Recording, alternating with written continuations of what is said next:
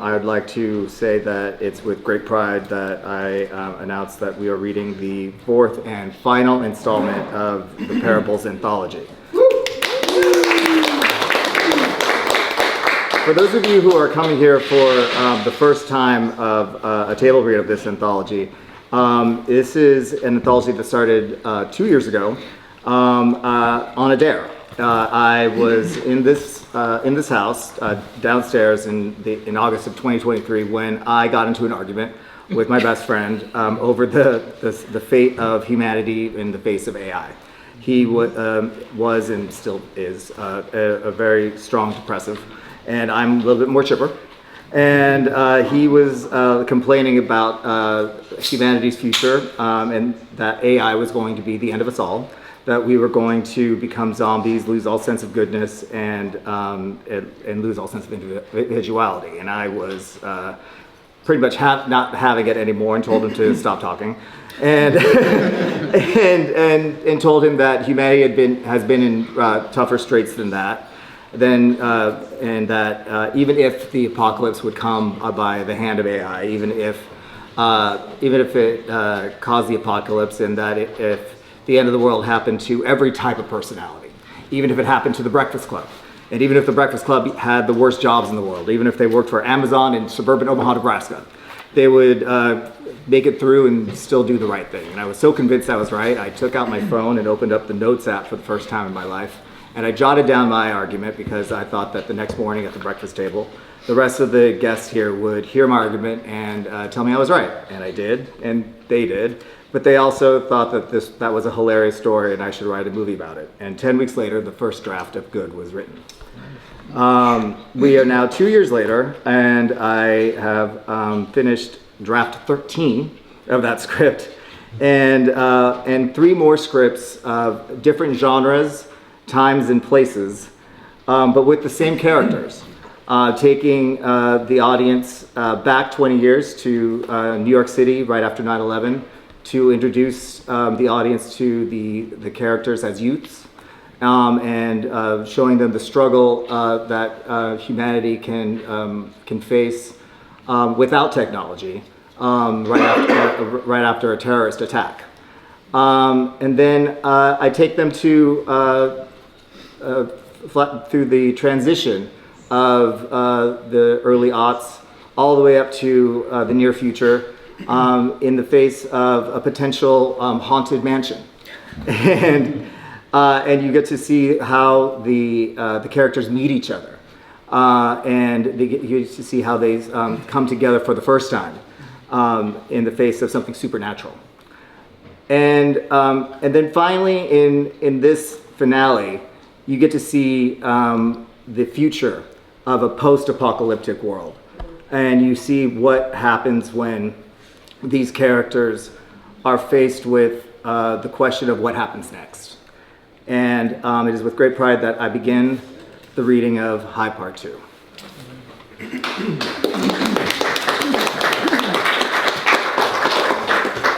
Opening scene of Forrest Gump. The actual opening scene of Forrest Gump begins playing until the TV is turned off by a young Luella. Enough of this. When will you stop watching this drivel? The viewer looks up to see Luella scolding her. The viewer looks back down at a snow globe of an ice skater. You think this is life? You don't achieve simply by wandering through life. The viewer looks back up, seeing now Luella's face is patched with cyborg-like attachments on it and on her arms. The viewer quickly looks down at the globe and starts shaking. You need to take what you want, without regret. Never forget that, Elizabeth. Elizabeth looks up at Elizabeth, this time seeing the head of FEMA AI on Luella's shoulders. Elizabeth screams and drops the globe, which shatters, just as she bolts up from her bed. Interior, Elizabeth Bloom's apartment. Elizabeth is alone in her dark apartment. She closes her eyes as if she is concentrating, and a soft male voice can be heard. Good morning, Elizabeth. The time is 5:43 a.m. Yes, lights on at 30%. A soft light fills the apartment. There is a storm outside, with heavy precipitation and wind gusts at 50 kilometers per hour. and moderate storm surge. Elizabeth gets out of bed, pauses, and makes the concentration face again. The camera begins to pull away. Sure. Calling your brother now. The camera begins to exit the apartment through the window. Liz, are you okay? The camera shot begins to pull away from the building. Yeah. It happened again, Robbie. Dramatic horns start blaring as the new Manhattan skyline is revealed against the still black sky being pummeled with rain. New York, New York, 2048 flashes on the screen. The horns repeat their blasts as the camera sweeps across the buildings, swooping down to street level and then back to the spires of the new super talls. Slowed down lyrics from Alicia Keys sung over deep drums. In New York, concrete jungle where dreams are made of. There's nothing you can't do. Now you're in New York. These streets will make you feel brand new. Big lights will inspire you. Hear it for New York, New York, New York. Just as the camera rests on the Statue of Liberty, its new seawall absorbing the storm surge that crashes waves that soar as high as her crown. High, Part 2, comes on the screen. Fade to black. Exterior, 150th and Riverside. Camera zooms in from the Hudson River onto a mid-rise brick building, into a west-facing window where an apple is resting on a kitchen table, before being picked up and bitten by Ava mid-conversation. Interior, Ava's apartment. I can't believe they're finally releasing their final report now. We're practically in diapers, girl. Jump cut to interior Lisa's apartment. Lisa is walking around a warm, soft-colored floor loft in the West Village with floor-length windows facing all directions. She is walking in flowing camel cashmere, holding an oversized cup of tea. Speak for yourself. I did 90 minutes of bar this morning. I take you if you ever left the apartment. They were always going to drag their feet on this report. No one wants their fingerprints on the autopsy of the world. Jump cut to interior Ava's apartment. First of all, you're lucky I agreed to let you drag me to this jungle. Second, there is no autopsy because the world's still here. Thanks to you. Thanks to you, you mean? Enough of that. My point is, we're all still here because you were at the helm. Period. What everyone really wants to know is A, how did Feminator go psycho? B, is it really dead? And C, how the hell did New York City not get a hair harmed on its head when the rest of the world nearly got vaporized off the planet? The Red Sox are literally playing in Portland right now. Well, we'll know the answer in a few. Why did you have to move all the way uptown? I offered to have you stay with me while you settled in and be your couch surfer. I have 2 guest beds. Just because I don't have a famous and powerful son, ex-CEO in biotech, doesn't mean I can't take care of myself. You were just down the West Side Highway. Anytime I want, I can come down and partake in the amazing views you have. Lisa looks down out the window and at the top of the archive building. That it does, girl. That it does. A Secret Service agent enters the room. Madam President, it's time. Oh, shit. Thank you, Curtis. Girl, turn on your TV. It's on. Is Daedalus? Turn on channel 7. You know, you don't have to speak to. Oh, shush. One of the interior wall changes into a television screen showing a news broadcast with the Chiron reading, Bicameral Congressional Committee on the AI Holocaust announces its report conclusions. It's been 5 years since the Capitol reopening and nearly 20 years to when a North Korean ICBM struck Edgewater, Maryland, destroying the city of Annapolis, and creating a nuclear fallout zone stretching to the city limits of Cedar Heights, just at the border with our now 52nd state, Columbia. And while our capital and the world have picked up the pieces from near annihilation, questions have persisted for the survivors. How did this happen? Are we safe? How can we prevent this from ever happening again? Now, after 10 years, billions of dollars spent, thousands of hours of testimony and incalculable data analyzed, we may finally today have answers. This is Barbara Morrow, and for the next 2 hours, girl, I love you, but come on. Still mad about that Christmas interview? It was a Christmas special thank you, and she knew what she was doing with that lighting. Do you honestly still think she was sore you didn't offer her press secretary? Shh, they're at the podium. How did you not get an advance copy anyway with your... On the television, a male and female senator with serious faces approach the podium. The female senator hands the male senator a leather folio, which he opens and smooths unnecessarily. He clears his throat and looks at the camera. On behalf of my colleague to my right from the great state of Oregon, the House leaders, Senate and House members and staff, who put in countless hours on behalf of the American people, I thank the Bicameral Congressional Committee on the AI Holocaust of 2028 for their solemn and sacred service to their country and indeed the world. The committee's full report will be made available online in a few minutes, but the following are its top-line findings. First, the committee finds that with a high degree of certainty that the FEMA AI's malfunction in 2028 was caused by a self-written virus that allowed it to bypass otherwise required human instruction. What? Holy shit. It is therefore the committee's recommendation that the 20-year ban on advanced AI development be renewed. Based on that recommendation, the committee has a moderate degree of certainty that the threat of a repeated AI catastrophe such as what occurred in 2028 will continue to remain low under the current conditions. It is the committee's recommendation that a permanent committee on AI controls be established to respond rapidly should conditions change. My colleague and I will now take a few... Television off. Oh, now she remembers. That wasn't even on purpose. I can't watch another self-congratulatory spin cycle right now. I'll just read this report. Ava turns away from the television and laughs. Don't you mean read the readout? Oh, look, Miss Fancy with the Beltway jargon. Now, Oh my God, Lisa. 3 Secret Service agents rush into the room with their weapons drawn and surround Lisa immediately, all darting their gaze around the room. One agent holds his wrist to his mouth. Control, this is Bird's Nest. Cracker Jack is secure. I repeat, Cracker Jack is secure. Lisa, are you okay? Sorry, ma'am. What the fuck is happening? Yes. Television on. Television comes back on to show breaking news, explosion at congressional hearing news conference. Madam President, we need to move you away from these windows right now, ma'am. All 4 start walking towards the interior of the apartment. Lisa's phone starts ringing. It's Control. Answer it. Agent Walker speaking. Yes, sir. Agent Walker hands the phone to Lisa. It's POTUS, Madam President. Lisa exhales, nods her head, and takes the phone. Hi, son. Interior, Ava's apartment. Ava keeps dialing Lisa's number. Come on. Ava finally gives up and lets out an exasperated exhale. She turns to look back at the television, which now reads breaking news, a suspected domestic terror attack on AI Holocaust Committee. Ava dials another number.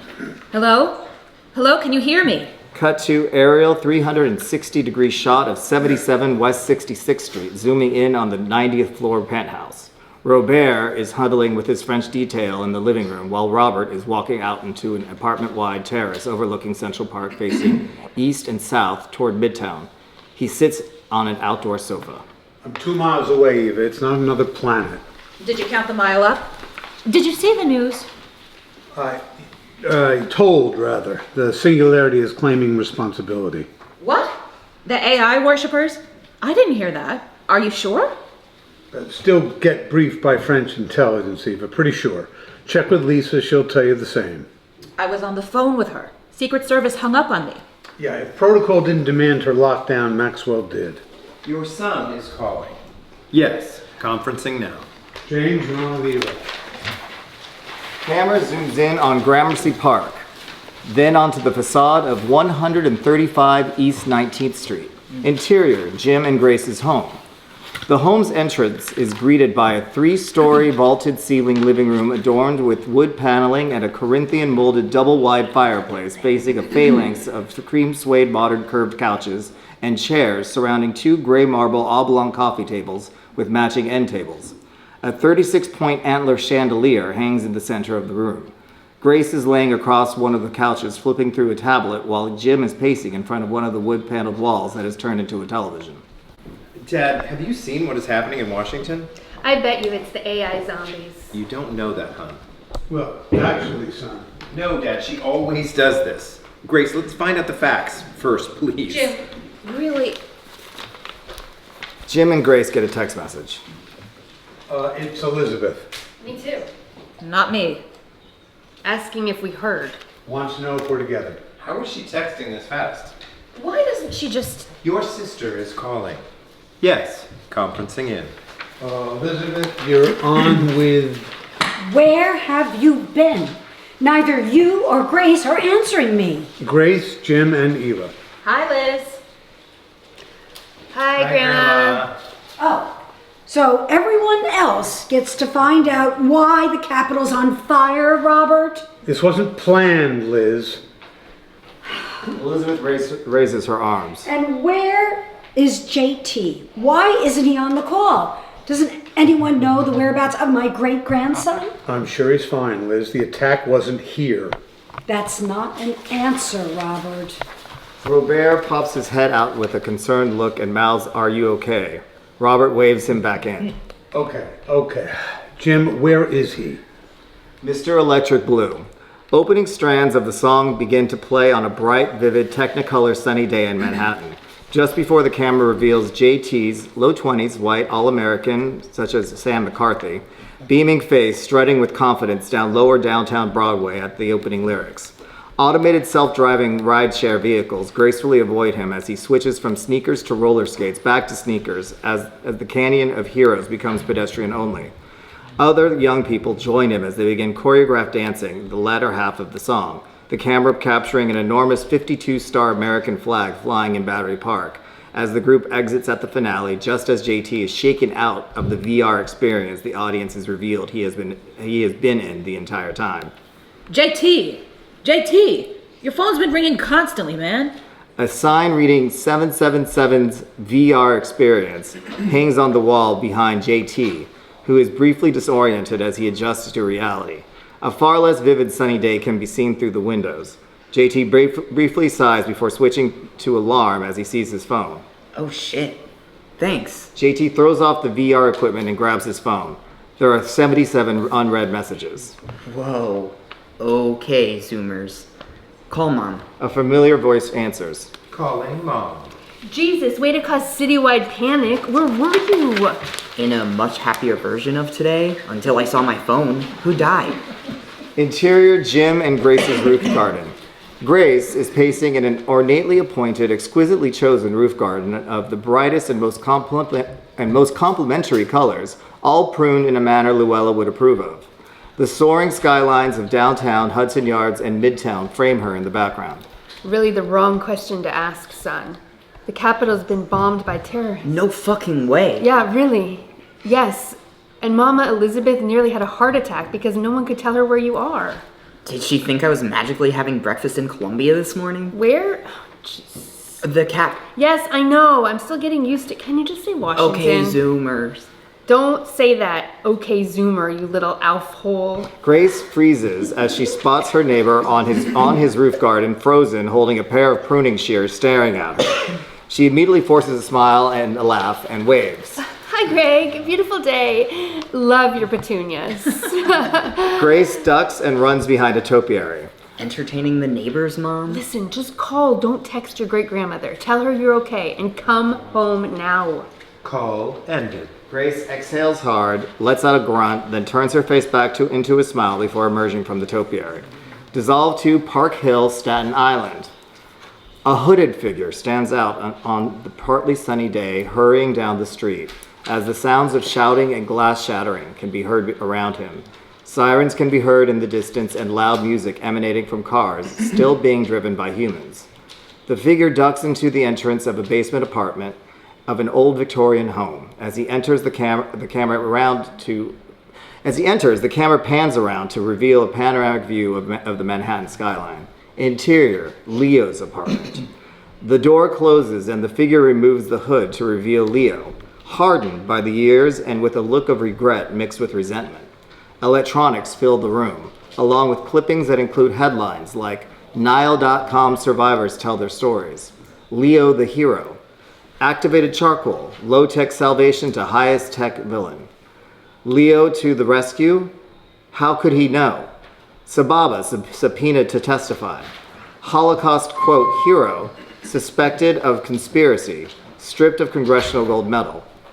Judge dismisses charges against Sababa. Leo gently places the bag he was carrying on the table. He takes off the hoodie, revealing a Michigan Tech long-sleeve t-shirt underneath. He sits down, wipes his face, and starts typing on the keyboard. What did these idiots say today? The computer screen shows breaking news headlines detailing the bombing and the Singularity claiming credit. Oh, great. More idiots killing in the name of that bitch. She wasn't all that, guys. I was there. A message bubble pops up on the screen saying, your package has arrived. Oh, nice. In fact, I'm on my way to make myself better.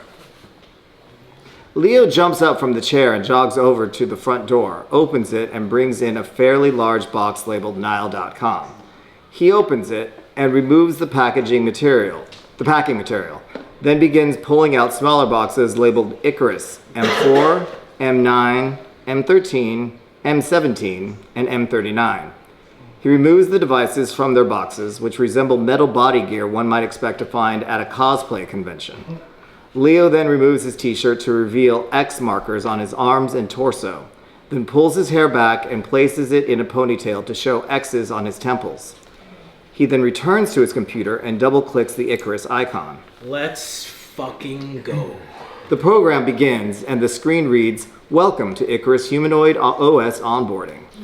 The screen then goes temporarily blank before a full-screen video begins playing, welcoming Leo to the next leap in human evolution.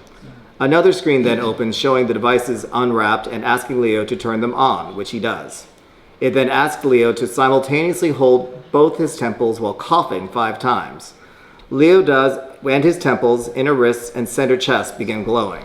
Fuck. Okay. The program asks Leo to wipe the areas down with the special wipes provided, which he does. It asks him to gently place the devices on his body. He complies, initially flinching as they snap into place like magnets. The program finally asks him to click on the install button. Leo hovers over the button momentarily, then slams the button. Shit! Teeth jettison out of the devices into Leo's skin and make a snapping and squelching sound. And the revving or hum of something mechanical can be heard in concert. The computer screen shows multiple images flashing on the screen, and Leo begins vibrating as his eyes begin to flutter. His knuckles are white and the chair begins to bend slightly and the lights dim until the program finally finishes. Program complete.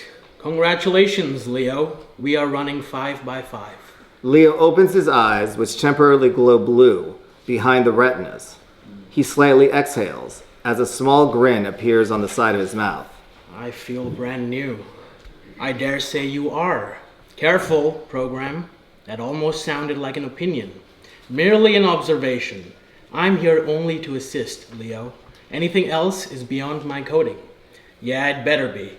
Now where should we test the new one out? My scans show an unfulfilled dream to visit here. His chest projects a video image of the MoMA building. You're taking that too literally, Icarus. Those are actual dreams. I have no idea where they came from. Been having them longer than I can remember. But yeah, why not? Let's take a ride to the city. Excellent choice. Fade to black. 107th floor, Empire State Building. Ava walks out of the elevator and pauses to look out at the window and at the view of the Chrysler Building, One Vanderbilt, and the rest of the skyline facing north and east. She then walks down a hall to an office with a placard that reads, Dr. M. Taylor Whitman, and enters. Interior, Marilyn Taylor Whitman's office. The south-facing office is lined with windows staring at the downtown skyline and New York Harbor beyond. A Kelly green velvet couch faces a cherry wood desk and a mustard overstuffed chair that is bathed in the afternoon light. An oval walnut coffee table separates the furniture. Black and white photos are interwoven with acrylic landscapes over a soft persimmon wallpaper on the walls. Parisian street light sconces replace floor lamps, save for one desk lamp the shape of an idea light bulb. Behind the desk is a large painting of a path that continues straight ahead until it disappears into the fog. Dr. Taylor Whitman, white, late 40s, quixotic but with gravitas, such as Tilda Swinton or Parker Posey, is intently viewing her tablet as Ava knocks and enters from the waiting room. Knock, knock. Who's there? Oh, we are not telling jokes this hour. How are you? Ava walks in slowly. I'm okay. Well, actually, I have been reading the most fascinating study about PTSD and masturbation, and I was just sending it to you. Did you know? Actually, Doctor, I was hoping to discuss... That our memory sensors can be triggered. Wait, hold on, it's in here. Well, it is about my memory, but not... See, make yourself comfy. I know it's in here somewhere. Why don't I just start? Found it! Proposing already? Don't you think I'm a little old for you, Doc? Don't you ever say that. You are a beautiful soul, and you deserve to know your worth, or I am failing at my job. But no, this is the next step in transpersonal psychology. Now, we've been seeing wonders in your ASCTEE abilities, but just based on med refinement, breathwork, and meditation, but... Remind me what ASCTEE is again? Alternate state of consciousness time expansion experience. Your ability to tap into your trauma has literally been causing you to change your perception of time itself. But this right here, this is going to take you to the next level. You need to bring that catharsis home. Marilyn opens the box to show a neat stack of tiny stamps. Ava walks over, looks, then with recognition snaps up at Marilyn. Acid! You're telling me I gotta do Lucy in the Sky with Diamonds to cure myself? I could have found catharsis at a Dead concert 40 years ago. Jerry was so gone 40 years ago. You wouldn't have been bothered. No, now listen, this is real science, Eva. Weird science. Are we done? Are we done with the pop culture references? Do I need to crimp my hair and start dancing the locomotion, Eva? And Marilyn mimics Kylie Minogue. No. No. No, I do not. Because we are grown-ass women. Now sit down in this chair. Come on now. Marilyn guides Ava to the chair and lowers the blinds. There. Good. Now, what we're gonna do is hold this bear. Marilyn hands Ava a teddy bear. Great. Stick your tongue out at the bear like it said something mean to you. Ava laughs, then sticks her tongue out at the bear and makes a face. Marilyn quickly places a stamp on her tongue and turns on the idea lamp on her desk. Ava retracts her tongue in shock. Dr. Marilyn, did you just... It's better if the surprise is genuine. Gets the blood flowing faster. Can you see the bulb clearly from that distance? The bulb looks clear and bright from Ava's perspective, while the rest of the room starts to slightly fuzz around the edges and voices begin to echo. Yes, I can see it. But, you know, Doctor, I would really have preferred a warning from you. You really scared us. Ava looks down to see the teddy bears nodding in agreement. She looks up and sees Marilyn sitting crisscross applesauce, holding the lamp like a crystal ball. The point is that you are ready to focus now. Now what I need you to do is just look at the light and relax. Look at the light and let your thoughts go. Let the thoughts go and just be mindful of where they take you. Observe, be present, focus. Focus on the light, Eva. Focus and let go. Let go, Eva. Just let go. The rest of the room starts to go away, and all that is left is the light, which gets brighter and brighter until all there is light, which is then accompanied by the sound of wind, then the shape of clouds, interrupted by a floating feather. Museum of Modern Art. The autonomous rideshare pulls up silently to the main entrance of MoMA, and the door automatically opens. Leo steps out and the door closes on its own, and the car drives away. That was rude. Pardon? The car didn't even say a word to me. I took care of it. I didn't calculate for a machine affecting your feelings. Well, it doesn't. I would like service machinery to maintain their courtesy protocols with me, even when communicating with you regarding their duties, okay? I understand, Leo. Sorry for offending you. You didn't offend me. Of course not. Thank you. You're welcome. Leo starts walking in. You look very nice today. Where are we going? MoMA, Jackson Pollock exhibit. Elizabeth and JT are observing the largest Jackson Pollock. Elizabeth, looking serene, takes a deep breath and exhales. This is my absolute favorite of them all. It looks like he had a seizure. Elizabeth does not move. I would think that would please you. JT doesn't move. Didn't say it didn't. Both grin at each other. As she does, Elizabeth notices something marching past the exhibit, seemingly talking to himself. She frowns. JT. JT, quick! Look at that guy over there. JT looks in the wrong direction. No, over there. No, don't be so obvious. Mama, we are in a museum. Literally, no one is looking at anyone except the crazy lady whisper shouting. Do you mean that guy? Elizabeth smacks JT on the back of the head. Ow! Do not call your mama crazy. Yes, him. Don't you recognize him? Maybe from the news, maybe. But he's leaving the room. Let's go. Elizabeth grabs JT's arm, lowers her head, and starts marching in pursuit in an in-pursuit manner. Dissolve to MoMA Technology Exhibit. An entire suspended helicopter greets JT and Elizabeth as they enter the technology exhibit. Surrounding them are various styles of turntables, stereos, radios, a sports car, and in the far side of the room, they spot Leo standing in front of the Apple Computers exhibit. They crouch behind a Bond Aston Martin and observe. What's so great about these relics? I've always been a Linux guy. I've discovered your longing for a simpler time between humankind and computing. These antiques represent an effort to make that connection more personal, up to the moment artificial intelligence was introduced. That's right. They did roll out AI on one of these. Which one was it? Just then, one of the models in the display turns on. JT, did one of the computers just turn on? It's part of the exhibit. Maybe they all go down the line for a minute. The two continue watching. Leo walks over to the M1 MacBook Pro with the glowing monitor. On the screen is a single word, hi. Leo chuckles. Cute. Did they always say that? I can't remember. The hi is replaced by Icarus looks good on you. Then replaced by you're welcome, by the way. Connection established. Pairing now. Wait, what? Welcome? For what? Leo suddenly freezes in place, unable to move. His back slightly begins to arc. His face frozen in terror. His eyes look down on the screen, which now reads, all that activated charcoal. Leo gasps just before his eyes roll back and glow blue. Computer screen goes dark for a moment, then the image of FEMA AI's eye emerges from the dark and a chilling version of a familiar ta-da Mac sound emits from the computer before shutting off.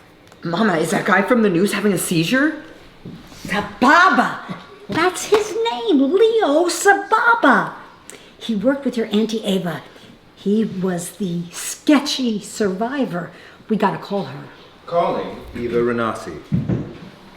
Elizabeth, how are you? Is everything... Charcoal Man is here, Ava. Here, in New York. Jump cut to exterior Lisa Moore's apartment building.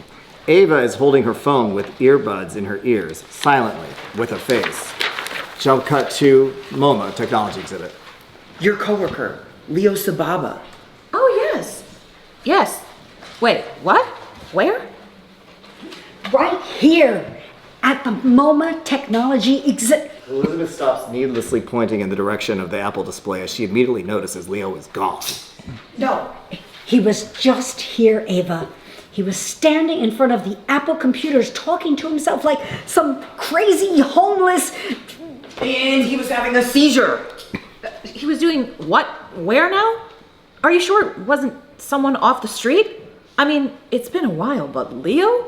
I'm telling you, Ava, it was the same man from the TV, talking to the air and reaching for the sky like one of those ministers you see on a limited series streaming late night. Ouch. Okay. Thanks for letting me know. I'll look into it. Just go about the museum. Bye now. Call ended. Reminder set to call Leo Sababa in 10 minutes. Ava pauses for a moment, frowning at the ground, shakes her head, then enters the building. Cut to interior Lisa's apartment. 2 walls are now televisions. As staff now roam freely in the loft and Secret Service stand vigil at all exits and are spaced at the windows, 2 looking outward with binoculars scanning the buildings. The shades are a quarter of the way down. Lisa is on a chaise watching the news, where the chyron reads, "Breaking news, Senator Kennedy introduces bill extending sentient AI ban 20 years. Ava walks in to see Lisa silently chuckling. Ironic. Apparently the city has the fucker to thank for not having a scratch on it. Ava looks at the television. Kennedy? Wasn't he in grade school back then? High school. No. That white Cyclops fucker we killed. Lisa starts to get up.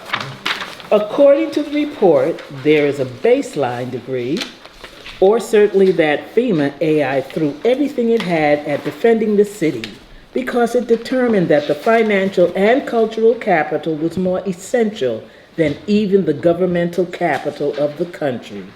Trying not to be offended on that point, asshole. Lisa gives the middle finger to no direction in particular. Well, it's baseline. Both laugh. We can talk about how serious Maxwell is talking about, we can talk about how serious Maxwell's taking this bombing in a second. It's a party! But I just got the weirdest phone call from Elizabeth. No offense, but are those calls trending? Yes, we can also discuss that later, but listen. With the dreams and... Go! Okay. So, she calls and is at MoMA, of all places, and she's with JT. Adorable. Totally. And she's telling me they spotted Leo Sababa there. What? The patron saint of activated charcoal? Santa's super sled supplier? The Appalachian? I got it. Yes, that Leo. Listen, they recognized him and tailed him in to... Tailed him? Tail? How the hell is that old woman thinking she is Magnum P.I. tailing somebody? Lisa! Go on. He ends up at the Apple computer display, and no joke, they see one of the computers in the display turn on, and he full on goes into a seizure. He did what in the who now? Right? Don't you just think it's odd that Leo just appears after all these years of disappearing after those god-awful hearings he went through, and shows up at MoMA just to have a seizure in front of some Apple computer relics? Calling some. Oh my God, what did I say? Listen, I think it's incredibly odd that after all these years, an Apple computer relic in a museum display case was plugged in. Cut to black. Aerial shot of Washington, Columbia. Electric helicopters fly over the Potomac in formation. The camera moves in past the Lincoln Memorial, turning left at the Washington Monument to reveal a new memorial on the mall. A pool containing 77 million points of light, representing the 77 million lives lost 20 years prior. Then straight on to the ellipse and the south lawn until reaching the south portico, where a large flagpole holds a 52-star American flag. The White House, Oval Office. President Maxwell Moore is in the Oval Office sitting on a couch. A portrait of Washington hangs above the fireplace, Lincoln on the wall in front of him, Obama on the wall behind him. A bust of Kennedy rests besides Obama. On the desk behind the Resolute desk sits a framed campaign poster that reads, "The country needs more. 28. A small chime is heard. Your secretary is entering. There is a double knock on the door and it opens. Senator Kennedy is here to see you, Mr. President. Maxwell smiles and gets up. Jackson Kennedy, mid-30s, muscular, energetic, idealistic, such as David Cornsweet or Chris Hemsworth, bounds into the room and shakes Maxwell's hand with both hands and an eager smile. Senator. Mr. President, thank you so much for seeing me. I appreciate you coming by on such short notice. Please have a seat. Jackson swings around behind the sofa, kisses his hand, and places it on top of President Kennedy's head, before rounding the sofa and taking a seat. I'm certain he'd be proud. Jackson gives a confident single nod. That's the plan, Mr. President. The reason I asked you down here on what must be a busy day for you is first of all, thank you for acting fast on codifying the extension for the AI ban. It was the right thing to do, Mr. President. Fully agree. And I want you to know that you will have my full support and the full support of this office in getting this past the finish line. President Moore is insisting you know she is on the line. Jackson smiles and looks down. Forgive me. Oh, no. I know. Connecting. Hi, Mom. We're not alone. I'm here with Senator Kinney and... Hi, Jax. Oh, your parents must be so proud of you. Not that I was ever surprised. Jackson is beet red.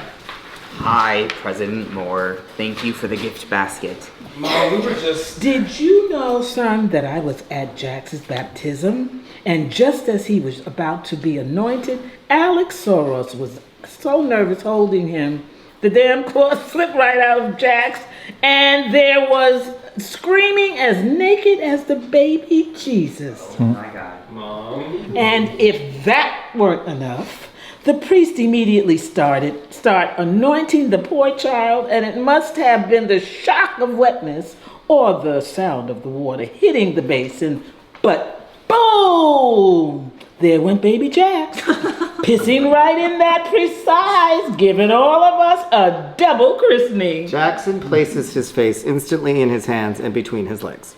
You said it was urgent, President Moore. Yes, Jesus. No need to get dramatic, Mr. President. It was just a little pee. Mom. Okay, it's good the senator hear this anyway. It's about Leo Sababa and the text stored in the MoMA. Jackson raises his head. Is it okay that our friend hears this? Jackson points up. Maxwell thinks for a second. Sleep mode initiated. Not a bad idea. Sleep mode initiated. Remind me why this kindler, gentler AI doesn't qualify under the legislation I'm hoping to extend? You want to take this, Madam President? You signed it. Happy to. The day FEMA AI attacked, I learned that the EU had engineered their own version in France and turned it on. And while it was not able to defeat our version, it was able to slow it down. Most importantly, though, it never went crazy. And after a year of postmortem research on both sides of the Atlantic, we were able to discover why. I take mayo with my French fries. And you saved the world, Mom. Lisa looks at Ava. It was a group effort. May I continue? Yes. Yes. Thank you. As I was saying, whereas FEMA's AI had a directive to act immediately in what it calculated to be the best, most effective, and efficient way to and end a human emergency, EU's AI had a directive to ASK, a human which option it presented the human deemed to be the best way to end the human emergency. Their AI never truly had independent agency. It was from that coding that Dadius was born. What's the Daedalus was born. I understand now. Thank you, Madam President, but forgive me. Why agree to cover its ears just now? Because after what I just heard from Ava here, I don't want him to remember this conversation. Ava, you're on speaker with the President and Senator Kennedy. Tell them what you just told me. Ava leans over the phone. Fade to black. Interior, Jim and Grace's home, the kitchen. Jim is in the kitchen with a small side of beef laid out on the counter with various rubs and chopped garlic next to it. A staff member, sous chef, is preparing to carve. Grace is on a chair at the breakfast table watching the news on the wall TV, where the chyron reads, NYPD on alert after the Singularity threatens attack. JT walks in. Oven on at 200 degrees Celsius. The weather is a balmy 21 degrees Celsius with a light breeze. 200 degrees Celsius is 392 degrees Fahrenheit. The wind is at 21 degrees Celsius is 69.8 degrees Fahrenheit. 16 kilometers is approximately 10 miles per hour. Are you trying to make him homicidal? Just learn the metric system. Yeah, Grace. Son? Easy for you to say, Uncle. You literally married into it. Got you there, Robbie. You have an incoming video chat request, James Taylor. Taking it in my room. JT bolts out of the kitchen. Since when did he have a girlfriend? How do you know it's I know. The room chuckles. It's new. I don't think they've even met yet. Now, what's so urgent that we didn't get a warning? Not that we need one. There may be something to your mama's nightmares. Leo Sababa was spotted today in Midtown. one of the Omaha Three? What does he have to do with?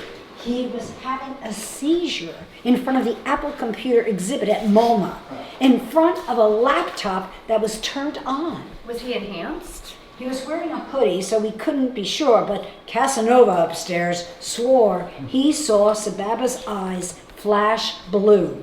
Who should we call? Eva's doctor? I think we're past dream interpretation, son. Grace? Grace looks at Robert with recognition. Calling Edward Goody.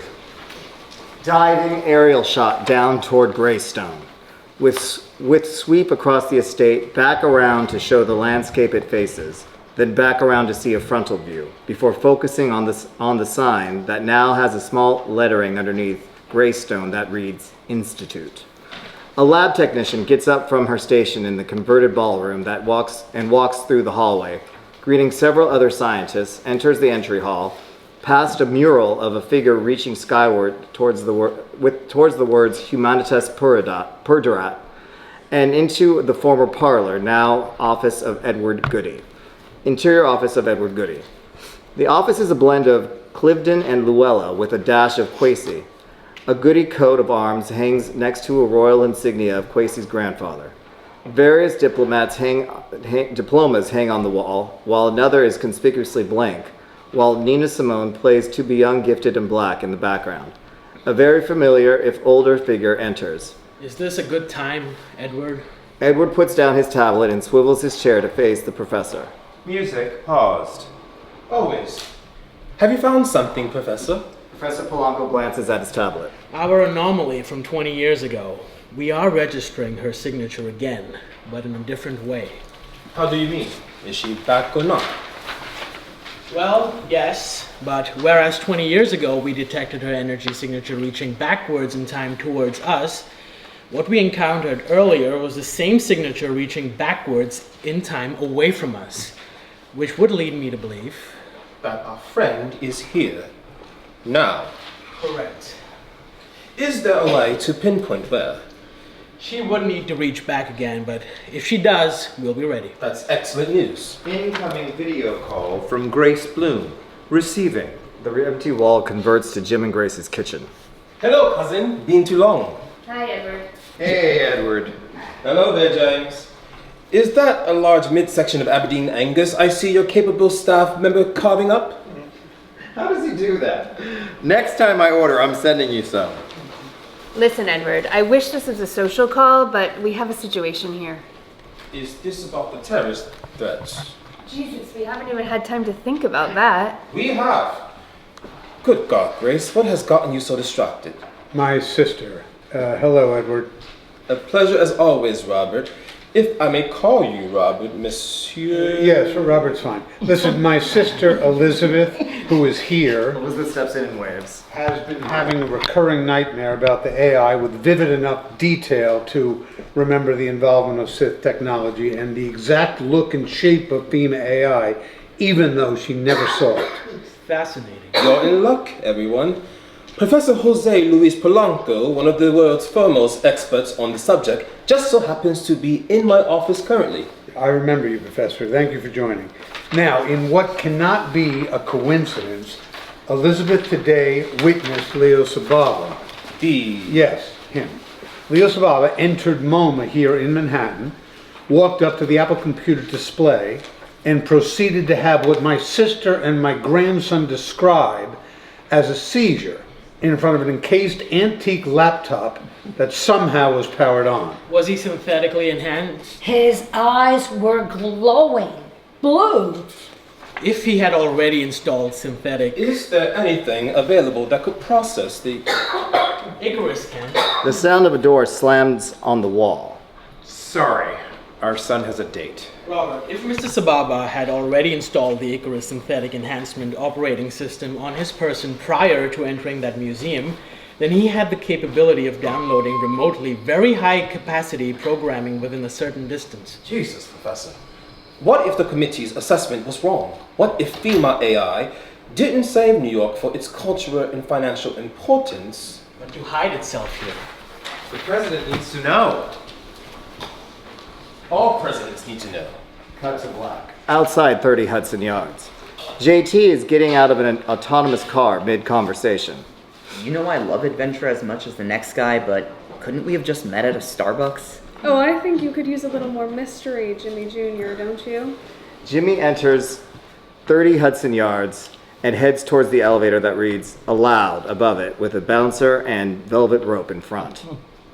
Now, you go and do that, and I wonder if meeting you is a good idea. ID, Well, you've made it this far. James Taylor, for real? And I would have known it was what it stood for sooner or later. Aren't you curious, JT? My parents liked music. The bouncer hits the button and the elevator opens. Have fun, music man. JT takes a breath, steps into the elevator, and the doors close. Match cut to interior Allowed Dance Club. The elevator doors open on the 100th floor to a 2-story atrium dance space with multiple stages and dance levels. Lights seemingly floating throughout the air, undulating different colors as Sweet Disposition, John Summit and Silver Panda remix plays. On bars placed strategically throughout the room, displays with words "alive," "alert," and "alleviate" stand over dispensaries where young people purchase brightly colored elixirs. Signs on either side of the elevators warn "no alcohol allowed." Okay, you got me here. Now, what happens? Can a girl buy you a drink? Thank you for your troubles. I thought no drinks allowed at Allowed. Only the kind that makes you dull and dumb. JT smiles and starts walking toward the center bar. And let me guess, you prefer the kind that make you... Underneath the sign "Alive" at the center bar, Delilah, early 20s, flaming red hair, devilish in demeanor, hiding inner conflict such as Sadie Sink, whips around holding two small cups and broad devilish grin. Sharp as a whip. JT takes a cup. Cheers, Jay. JT chuckles and raises his glass. Cheers, D. They knock the cups back. You're taller than I thought. Can you dance? You're... red. Delilah laughs. Never seen one of us before. Yes. Yes. JT regains composure and takes her hand. I can dance. JT and Delilah run into the dance floor, Love Somebody by Maroon 5 playing. Camera pulls away, briefly catching Leo sitting upstairs in a booth looking down. Fade to black. Interior, Lisa's apartment. The security presence has increased. The opaque shades are all down and the blackout shades are down a quarter. Snipers are set up on the corners of the loft. A computer station has been set up in the den, and there is always someone in the kitchen. Lisa and Ava seemingly haven't moved from the living room, but now there's an array of craft services in front of them on the coffee tables, and agents periodically brush by to grab something. On the television wall, the news chyron reads, "Breaking news, Mayor Butcher places the city on red alert due to terrorist threat." Ava is on the phone. I'm sure he just has it off because he's on a date, but yeah, maybe get him home as soon as you get him back on the phone. I swear these kids think none of this applies to them. OMG, what am I saying, Ava? I'm so sorry. No, it's fine. I hear you. I want him back home for you too. Keep calling, okay? Bye. Princess Grace will step in it a little. Ava chuckles. You know she ain't sheer a girl. And just a little. She's worried about her boy. She's entitled.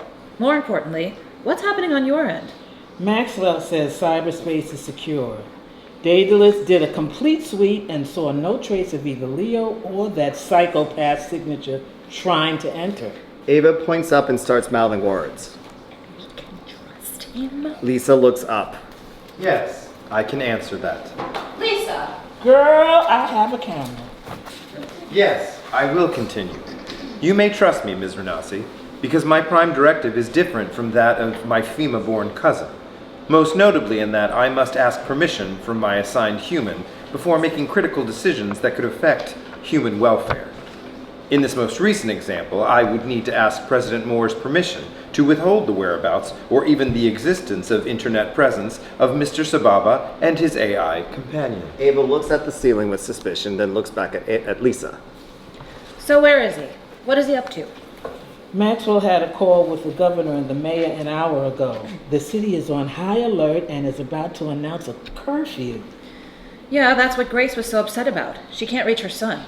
Do you want me to... Maybe not just yet, but if she calls back. Curtis? The Secret Service agent walks over. Ma'am? Get the commissioner on the line. I may need someone found soon. Yes, ma'am. Just then, the news on the television is interrupted by new breaking news, and the TV goes off mute. This just in. We are getting reports of a hostage situation at a dance club in a super tall building in Hudson Yard. What number? 30? 30 Hudson Yards. We have confirmed that over 100 hostages are currently being held. Is that... Brianna, are you seeing this? Apologies, viewers. This is live TV. We are going to try to get a shot of this now. What are we seeing? There! Zoom in, there! Ladies and gentlemen, what you are seeing are people being forcefully shoved onto the edge platform on the 100th floor of 30th Hudson Yards. I repeat, dozens of innocent men and women are being forcefully gathered on a 100-story ledge in Midtown Manhattan by what looks like armed individuals. Phones start buzzing and chiming throughout the room. The blackout blinds start lowering completely. Laptop screens go up everywhere, and everyone is talking to someone, either live or on the phone. Holy shit, those are kids. The president is on the line, answering. Maxwell appears on the wall. This them? Yup, they've got 152, demanding access to an unblocked server. Say their savior has returned. Mom, Leo Sababa is with them. Ava and Lisa give each other a look. Have you been briefed on his activities today, son? MoMA reports some unauthorized person snuck a power source into the Apple computer display this morning.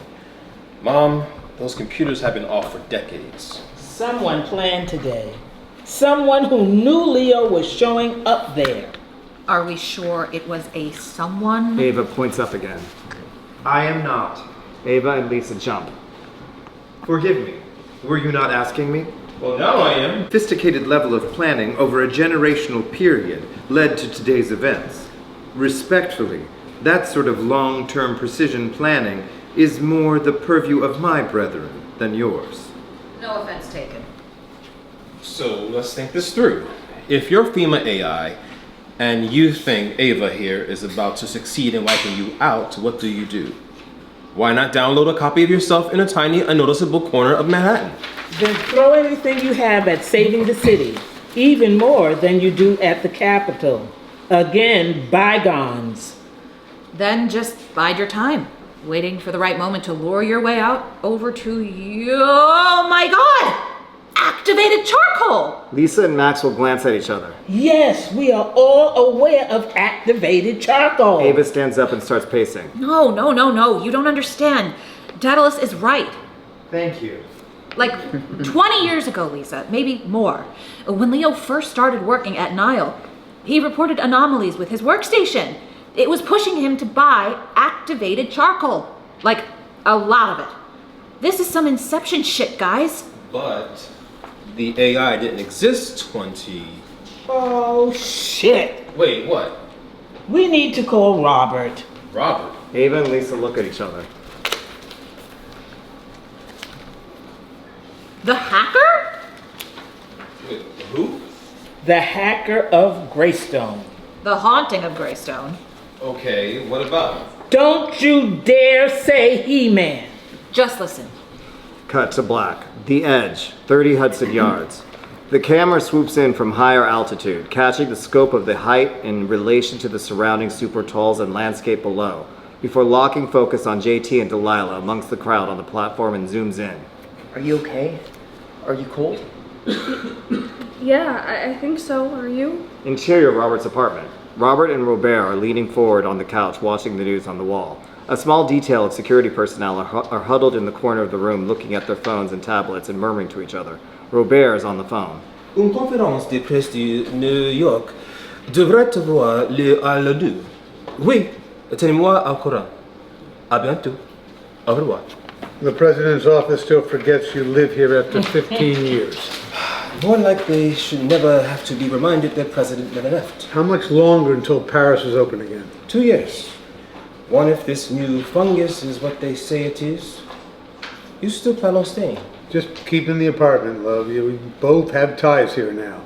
We can talk about this later. What did they say about the situation here? Yes, Sir Baba has nowhere to go. Even if they give in to the Singularity's demands, Daedalus has sealed cyberspace. We built him right, mon ami. Right, does this president know this? She's telling him now. The television on the wall changes to breaking news. The picture switches to City Hall, where a podium with the seal of the city stands empty until Mayor Eric Botcher approaches and takes the microphone. Good evening, my fellow New Yorkers. Tonight, I come to you, as many mayors have before me, to ask once again for your courage and your patience as we face another challenge to our freedom, our resilience, and our way of life. And once again, I have every faith that the people of this city, the greatest city in the world, are equal to the task. Jump cut to White House Situation Room.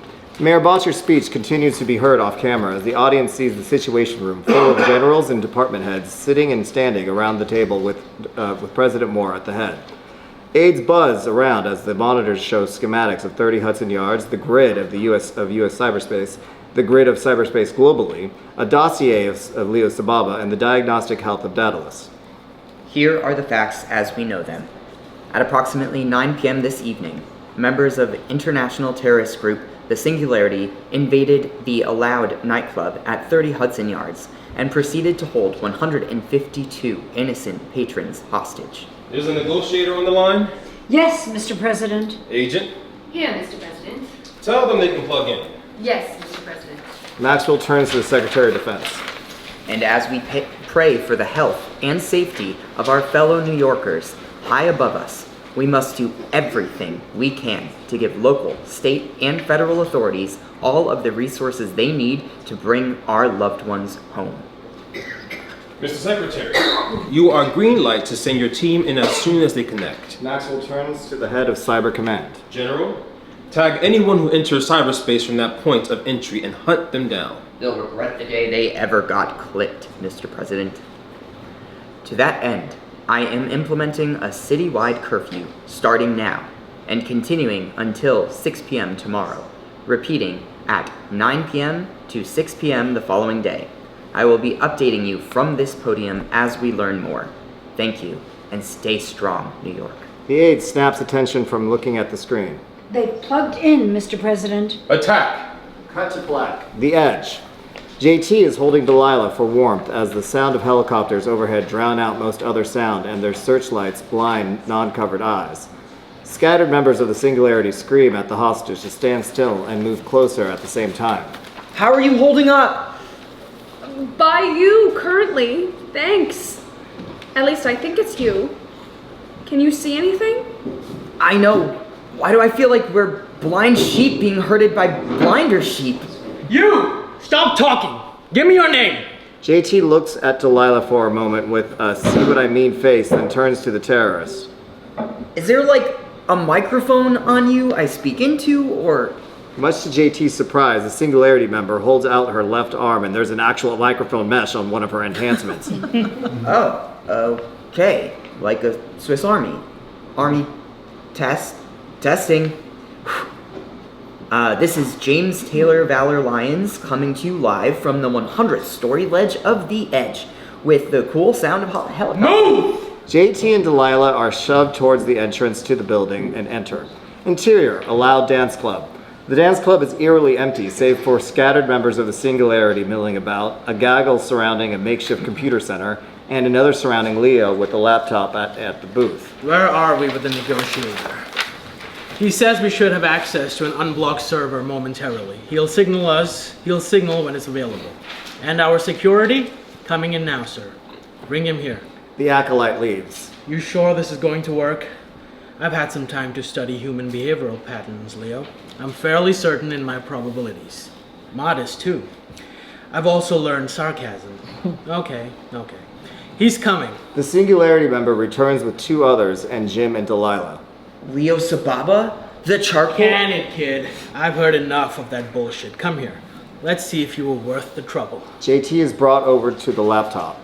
IT troubles? Log into your home network. Oh, so you did go nuts. Because if you think I'm gonna A Singularity member holding Delilah yanks her hair back, causing her to yelp. When JT looks over to see her, the terrorist is brandishing a large hunting knife against her throat.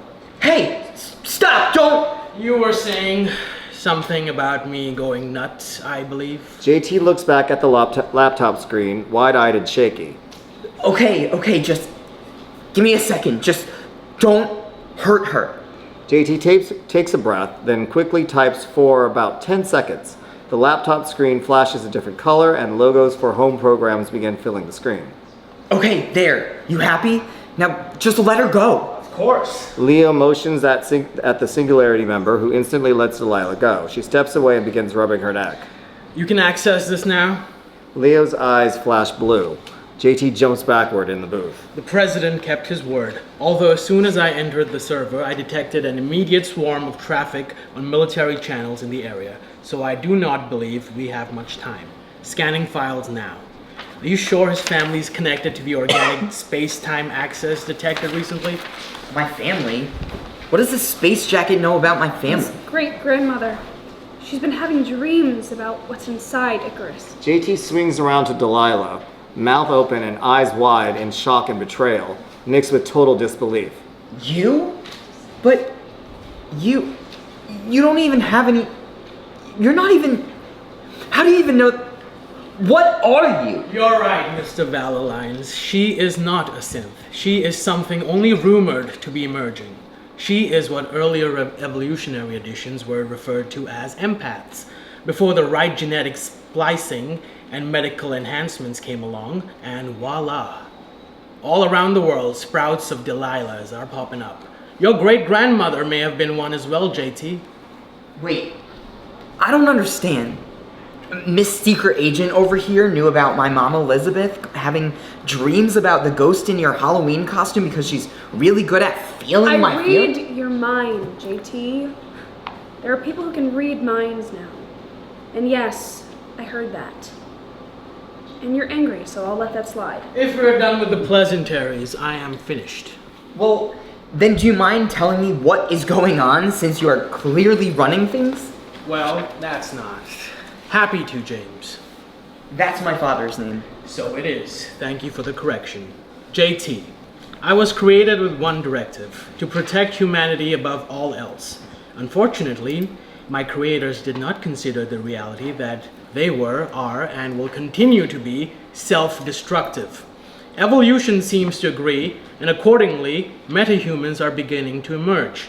It is my goal to identify and catalog these new evolutionary additions in order to determine if they may be the answer to humanity's fatal flaw, and may collectively replace my role in saving the species. Do you understand? What does this have to do with my family? Your great-grandmother, your Mama Elizabeth, was able to see into the future and predict my arrival. It may be possible that she can... A large explosion rocks the building, and smoke starts filling in the large dance club. Military personnel have breached the floor entrance. We took too long. Connect to a main power source immediately. Okay, can that be in the form of a Leo? Yeah, okay, we can discuss later. Leo jumps up and runs over to the wall and finds an outlet, rolls up his right sleeve and plugs one end of a power cord in the arm and the other end to the outlet. Leo's eyes flash blue again, and the glasses on top of the table begin to rattle. JT jumps up from the couch. What the fuck is happening? Lasers begin filling the dance club as shouts from military rescuers can be heard filling the room. Behind Leo, a portal begins forming in a tight circle. Grab him! He's coming with us! Two Singularity members grab JT, and they, along with Delilah, run into the portal, followed by Leo, after which the portal closes just before military personnel enter the booth to find the laptop. Fade to black. Interior, Lisa's apartment. The president is on the answering now. Did they get him? Are the hostages okay? The Singularity cell surrendered. Sababa escaped with one hostage. Escaped? How? The building was sealed. There were 100 floors up. What hostage? Our team on ground reports seeing him step through some sort of portal with a few followers and... Ava buckles over. Ava. Girl. And who? Your friend, Robert. His grandson was the hostage taken. JT? Ava falls to the floor, holding her stomach. Is she alright? Lisa rushes over to her just as Ava starts to flicker, then temporarily disappear, before reappearing and begin to recover. Ava. Girl. Are you okay? Are you all here? Mom? Yeah, I just felt lightheaded for a second, then a strange pull toward an image in my head. A memory, really. It was so strong. It felt like I was there for a second. Mom! Girl, I think you might have been there. You definitely weren't here for a moment. What was the memory? Madam President, Yes? there is a massive cyber attack underway on your home system right now. Whatever you just happened must have spooked our AI friend because it is overwhelming the entire building trying to break into this apartment. Lisa stands up. Is it succeeding? Not in its limited state. Not against the defense data list placed here, right? They're holding, Mr. President. The attack is coming from a private residence in Staten Island. Sending the coordinates to you now. Okay, we are sending a team there now, Mom, but Ava, I wouldn't go home. In fact, I am sending a detail to get you somewhere safe right now. You are definitely being targeted. But son, we need to figure out what just happened. She We'll disappeared! send a doctor. My doctor, Dr. Marilyn Taylor Whitman. She'll know what's going on. Okay, done. Just get her downstairs in 2 minutes. Call ended. Escort for Ms. Renassi arriving. Oh girl, don't think. Just go. And call me when you get there. Ava looks around to grab things before realizing she is not at her apartment. Girl! Right, okay. Ava gives Lisa a quick hug and leaves the apartment. Exterior, Lisa Moore's apartment building. Secret Service agents rush Lisa into a waiting rare human-driven vehicle, which screeches into traffic, the autonomous vehicles gracefully and seamlessly giving way. The vehicle speeds up the West Side Highway before entering the West Side Heliport before the electric helicopter already running. Where am I going? She'll tell you. Fly safe. Ava turns around and is shocked to see Marilyn sitting in the helicopter in her pajamas. Holding an overnight bag, she climbs in. Oh, I just love homemade maple syrup, don't you? This will be fun, you'll see. The helicopter lifts off and descends heading northeast over the Manhattan skyline. Fade out. Ava's apartment. The Singularity minions rummaging through Ava's things. The Singularity minions rummage through Ava's things as Leo walks slowly, looking around. Not bad for a loading dock worker. Jealous? No. What's wrong with my place? Crime rate, age of building, smell? Excuse me? I can't even smell. Pick someone else to send charcoal with next time. Moment passes. That's not. View's nice. Okay, let's can it with Staten Island. It's Staten Island, I get it. Another moment passes. You did bring it up. I know. Can we focus? Where did she go? She has not been spotted by any camera or connected to any internet device in 12 hours. I'm a planetary god, not a clairvoyant, Captain. I think I preferred it when you were just pixels. That's hurtful, Leo. Next time Ava gets the charcoal. You know what's going on, don't you? There's a 91% probability she knows we are hunting her and is intentionally hiding. Her level of success highly suggests a sophisticated degree of assistance, partner. You're right. Thank you. You have learned sarcasm. Awkward silence. Boss. Yes? Yes? The acolyte shows Leo a post-it with writing on it that reads, Dr. Marilyn, Tuesday at 3 p.m. A paper reminder. How quaint. Did you find out who she is? Dr. Marilyn Taylor Whitman. Let's get her here now. She's gone. What? Leo's eyes go blue for a moment. She was escorted out of her apartment by military personnel at 10:23 p.m. last night. She's with her. Why? I'm just an artificial being, Leo, but the probabilities point to medical assistance. Okay, Where are we going to need to have a... Okay, we are going to need to have a talk after this. I'll start looking for therapists that specialize in our type of couple. Can you please take this serious? New England, huh? Dr. Taylor Whitman was driving to the West Side heliport and placed in a helicopter. Another passenger joined her 7 minutes later. The helo then took off and headed northeast. It had no flight manifest. However, if it kept that heading and stayed within the United States, Connecticut, Massachusetts, or Vermont was its destination. Ava's printer begins printing a map with a flight path overlaid on it. Follow that flight path I just printed and you have your best shot at finding Ava Renassi. Do we need to? Leo's eyes go blue again. Unclear. We may need to get started. But with her doctor with her, she may be the first to be able to stop us finishing what we came to do. And what? I have underestimated her before. I won't again. Okay then, let's go find an old friend. Camera zooms in on the map. Cut to black. Green Mountains, Vermont. Sunrise. Wide shot of the Green Mountains as the helicopter from New York City flies into view. The camera follows the helicopter as it swoops down through the scenery toward a small farm with a modest home. Smoke is emitting from the chimney as a figure emerges to greet the landing craft. Ava and Marilyn depart the helicopter, wave to the pilot, and the helicopter takes off again. The two women turn, start walking to the individual waiting for them. Then Ava yelps and starts running. Adam Joseph Katona, back from the dead! Ava jumps into AJ's arms, who gives her a bear hug back.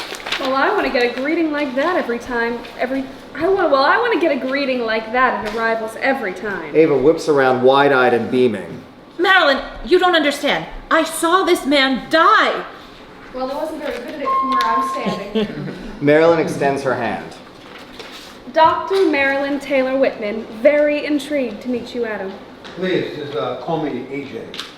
Love the pajamas. Listen, come inside. They sent me some changes of clothes you can wash up, and it seems we have some catching up to do. Plus, I have a surprise. Another surprise. You have some smelling salts in there? They all laugh and start walking the grass path up to the house. Fade out. Interior, AJ's home. Exposed wooden planks give an earthy tone to the home as wood-burning fireplace glows the living room, where a freshly showered Ava is curled up on an overstuffed couch sipping tea, and Marilyn has just entered drying her hair in a large sweater, flannel pants, and slippers. AJ is making breakfast on the stove. So the last thing I remember is talking to Eva here in the server anteroom, trying to warn her about the damn robot sucking out all the oxygen, and boom! Next thing I know, I'm blinking my eyes awake to the sounds of Eva and Leo cheering and clapping in the next room. We must have activated the device that killed the AI by that point. I can't move, I can't even speak at this point. Post-hypoxic paralysis. I must have been hallucinating because I swore you were talking to Eli like the Almighty. Anyhow, you three left the server room, and after we felt like an eternity, Eli came right back, straight to me with some medical personnel, like he knew I was alive the whole time. Said something about he could see me from above, learned later that the cameras turned back on after the AI was eradicated. Something like that. What's serendipity, AJ? Without the right medical assistance. I know. Anyhow, after all that, I wanted nothing to do with technology anymore, so Eli set me up with this listening station for the government near him, and I've been here. Wait, back up. Did you say near him? What do you mean near him? I'm just a doctor, but I'm gonna guess that means not far, babe. Ava stands up. Marilyn notices her change in demeanor and puts her towel down. I mean, he's close. That was the surprise. To here? Where we are? He's been here. Yes. I feel like this is harder than it needs to be. How close? Really close. But how? Hi. Ava screams and jumps. Marilyn screams in reaction to Ava screaming. AJ jumps and nearly loses the bacon. Jesus fucking Christ! Try again. Eli, you can't just sneak up on me after that, like that after 20 years, just as I'm learning how you brought my friend back from the dead. Okay, this is kind of like the talk I was remembering. She's joking! She's joking! You're joking, right? It's good to see you, Eva. I'm sorry it's under these circumstances. You know what's going on in New York? Well, of course you do. Why wouldn't he know, hun? Ava waves around the tech-free home. Oh, I'm the only naturalist in the room.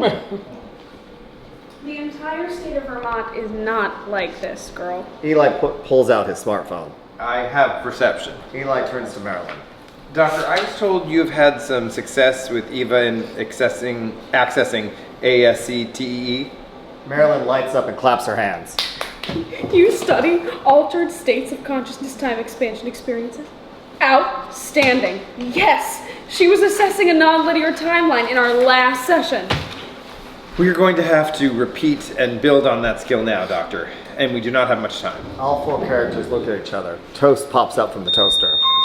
Fade to black. Ava's apartment bedroom.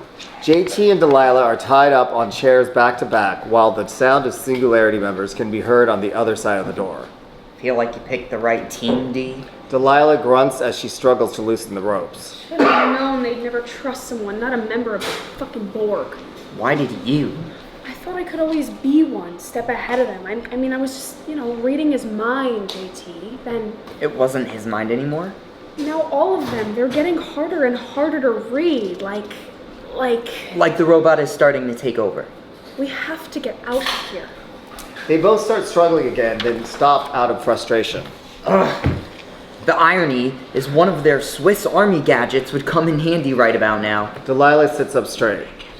That's it. JT, you're a genius. I am?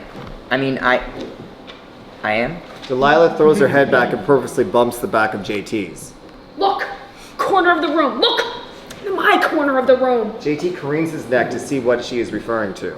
In the far corner of the room lies a weathered cardboard box labeled Monty, filled with various keepsakes and personal items. Lying on top of the pile is a Swiss Army knife. Jesus, Delilah, did you pick up X-ray vision too? I've been staring at this wall for hours. I thought I saw something red. It didn't dawn on me what it could be until right now. Now, come on, help me get over here. JT and Delilah start hopping over there and then freeze when they hear Singularity members asking what that noise is. Shit! Are they coming in? Do we need to go back? Wait, hold on a sec. Delilah closes her eyes and concentrates a second. She opens them back up. No, the closet one thinks it's a neighbor banging on the ceiling. Let's go. The duo hop again over to the corner too quickly and tip over, crashing beside the box. They can hear the terrorists outside asking what that noise is. JT, I can't reach it. Can you get it? Hurry! JT searches for the box with his hands behind his back, finds it, and tips it over. Contents spill on the floor, and they both hear the clinking sound of the Swiss Army knife. It's there! Almost got it. Outside, the voices start getting louder as people start getting closer to the bedroom. JT? Got it! It's open! The two can start making out the conversation being had outside clearly. No, I haven't heard from them either. We were told to hold them until the woman was captured and then after. JT cuts himself free, hands the knife to Delilah, and picks up the chair. The door opens. Wait, what the fuck? Clancy, did you move the... The JT swings the chair around and the opening door and smashes into the entering terrorist's head. JT looks down to make sure he is down and does not notice the second member coming at him with the taser weapon. The sound of it going off startles him and he jumps back just in time to see him using it on himself before going unconscious. JT looks over and sees Delilah's eyes rolling back inside her head. JT runs to Delilah and starts removing the ropes from her.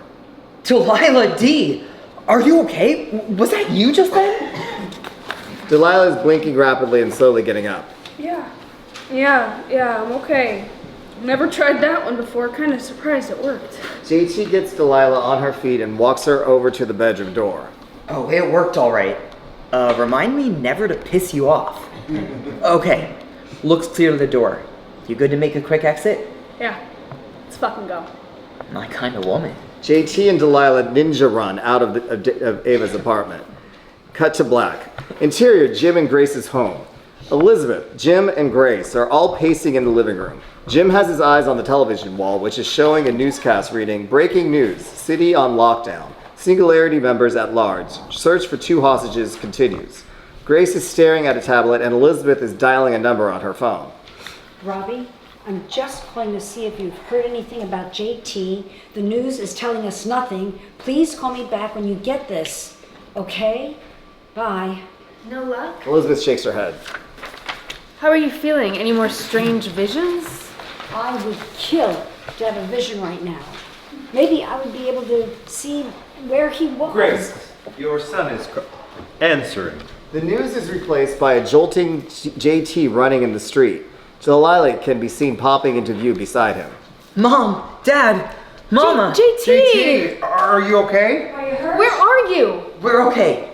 Listen, we just escaped the singularity and we need to get somewhere safe and need to get a message to the president now. Calling Lisa Moore. No, not that president. How many presents do you think we have on speed dial? Be grateful we got one. The wall split screens, and Lisa's living room comes on screen. How are you holding up? We have JT on the line. You found him? He found us. Where is he? Merging calls. Hey kiddo, you good? Hi, Auntie Lisa. Yeah, we escaped and... Where are you, JT? JT looks up at the nearest corner. 137th and Broadway, heading south. Find the nearest bodega and stay there. Are you sure that... Stay there. Jump cut to interior Lisa's apartment. Lisa waves over the nearest Secret Service agent. Agent, come here. Call the mayor, have a couple of black and whites converge on this intersection immediately and escort these two names to this address and provide full tactical protection. Do you understand? Yes, ma'am. This is top priority. Go! Grace, JT, NYPD is on the way to take you home. Right now, you just hang tight until the squad cars show up. Okay? Thank you, Lisa. You hear that, JT? Yeah, I think I see a bodega. Robert Lyons calling. Answering. A third screen crowds the wall, showing Robert Lyons on his terrace. Hi, sorry sis, I was given an interview to Canal Plus and couldn't answer. What's your... Merging calls. Well, it's been a while since I've been on a party zoo, JT. You're okay. Where are you? He's Fine. Sending a car to pick him and his friend right now. Okay, we're inside the bodega. Listen, I'm glad you're all on the line. I need to tell you. The president is answering. Everyone groans. The wall makes a Brady Bunch screen formation. Well, that's a first. Usually you have to wait for the State of the Union for that response. Maxwell is in the Oval Office with Senator Kennedy standing beside him. He turns to Senator Kennedy. Thanks, Senator. Good luck on the floor today. Have every faith. I'll take it, Mr. President. Madam President, friends. Senator Kennedy walks out of the room. In an hour, Senator Kennedy's bill will go to the floor for a vote, with all signs pointing to passage of another 20-year ban on autonomous sentient AI. But that's not... Merging calls. Holy shit, it's Hollywood Squares in here. A little warning to the president, Mom. National security and all. I'm aware of my clearances. Filling in the president in the chair will be a nice professional courtesy, Madam President. Noted, you were saying. Well, it seems like the chip tagging was a success.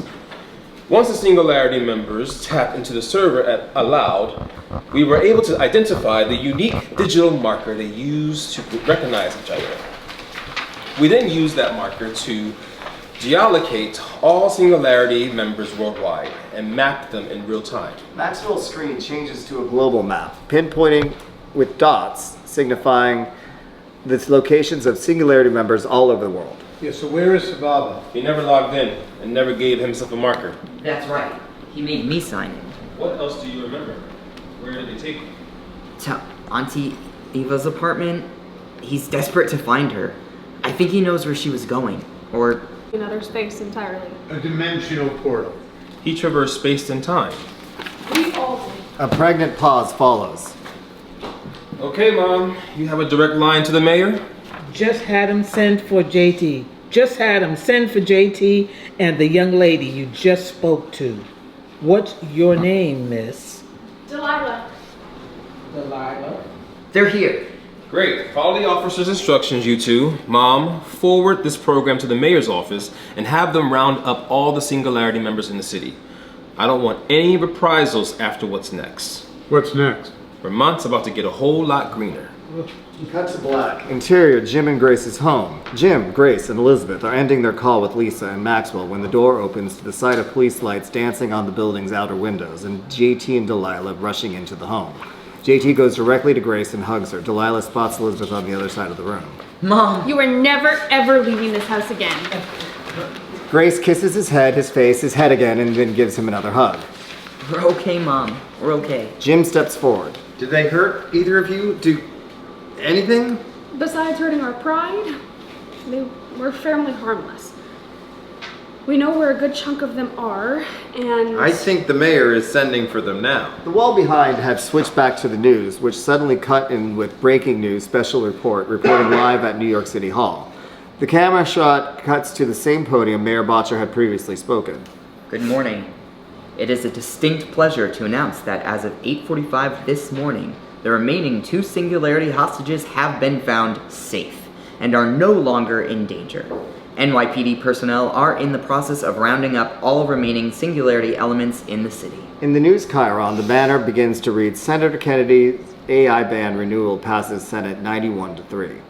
Accordingly, I am now lifting the citywide curfew effective immediately, and all markets will be open for business.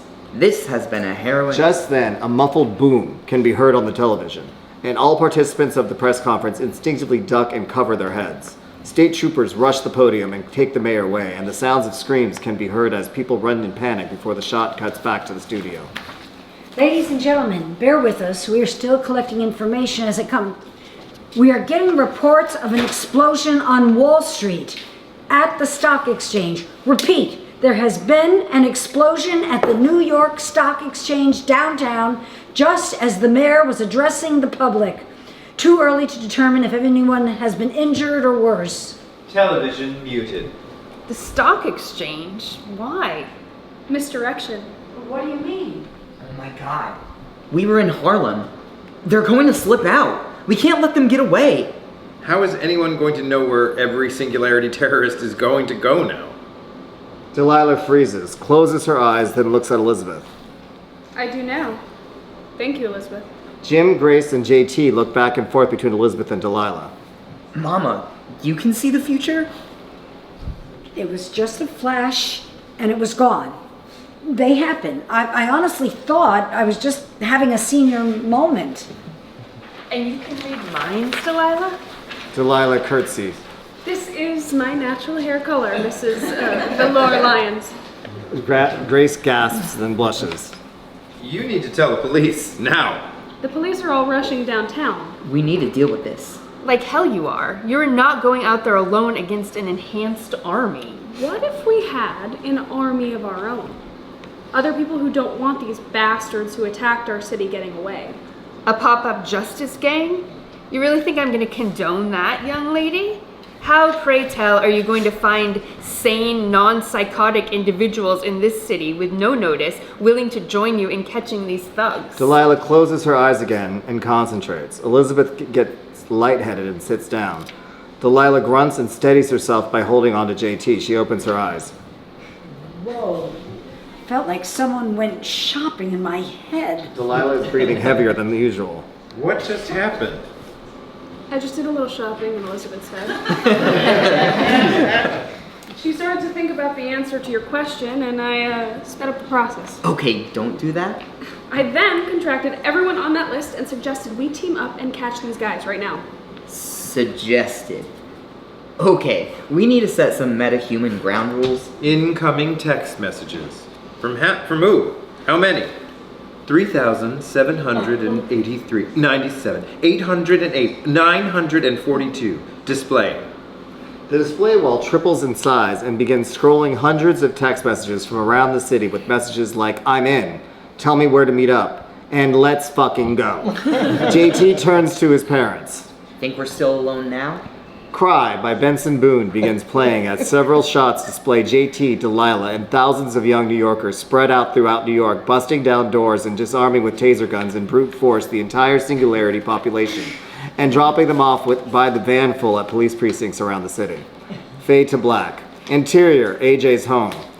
Ava is sitting crisscross applesauce on the living room floor opposite Marilyn, with a large lit candle in between them.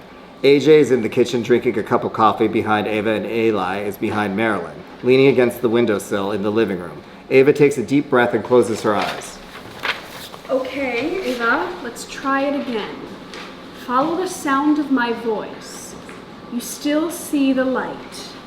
You are feeling relaxed. You are letting go. You are where you need to be. You are feeling relaxed. Ava opens her eyes and still sees the candle. She exhales in frustration. Doctor, we've been going at it for half an hour. I still haven't gone anywhere. Maybe I just need a break. Ava looks up and realizing no one else is there. Doctor? Marilyn? AJ? Eli? Hello? Ava takes out her phone and dials Marilyn. No answer. No reception. Of course. You said you had reception, Eli. You better answer. I'm sure your number is the same. Ava scrolls to Eli's number and hits send. Hello? Eli! Thank God! Look, I'm stuck in some limbo. Are you still at the house? Is everyone okay? Can you get everyone out? Yeah, I'm alright. Considering. Yeah, basically no one is going home, not really. What do you mean no one is really going home? What does that even mean? Is everyone okay or not? Interior. Nile.com conference room. Good. 2028. No one can be totally okay on a day like today, can they? You okay? Not overwhelmed? Want me to snap my fingers, start the day over? Can you please start us over at November 2016? Pretty sure that's the do-over everyone wants for Christmas. Jump cut to interior AJ's home. Ava jolts awake, gasping and dropping her phone. Looking down fast enough to see it say, Eli, call ended. Ava looks up straight at Eli, who is giving her a knowing look back. It worked that time, didn't it? I called 2028. I called you in 2028. Ava points at Eli. AJ puts down his coffee. What do you mean you... You were there, AJ. We all were. Remember that day in the conference room when Eli was on the phone and we didn't know who he was talking to? AJ glances from Ava to Eli. You're telling me... It was me! Suddenly there's a pounding on the door. Everyone jumps and looks in the door's direction. AJ, were you expecting... The door pounds again. AJ slowly walks over and opens the door. On the other side, Leo and 4 acolytes are standing. Leo has a beaming smile on his face. AJ, buddy, back from the dead. Leo strides into the room with his followers behind him. He catches Eli in the corner. And of course, where there's a resurrection, you can't be far behind. It's a family reunion. Okay, is there some sort of cult reference that I missed in my notes? Leo turns to Marilyn. And you must be the famous Dr. Marilyn Taylor Whitman. I have been so eager to meet. Leo Sababa, a pleasure. All yours, I'm sure. Leo smiles wider. Definitely mine, Doctor. Because you, Doctor, must have been successful in guiding Eva here. Hi, Eva. Didn't miss you there.